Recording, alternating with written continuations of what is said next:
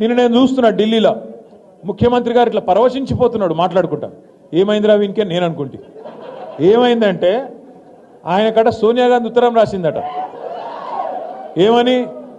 సోనియా గాంధీ గారు నాకు ఉత్తరం రాసిండ్రు, చాలా బాగా చేసినామని రాసిండ్రు, నేను దానికి ఇది నాకు ఆస్కర్ అవార్డు కంటే, నాకు లైఫ్ టైం అచీవ్మెంట్ కంటే, గోల్డ్ మెడల్ కంటే ఇదే నాకు ఎక్కువ అన్నాడు.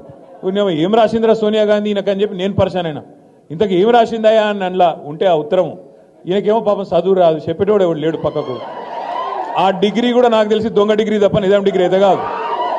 మీరు చూడు, ఆ లెటర్ చూసిరా లేదా మీరు?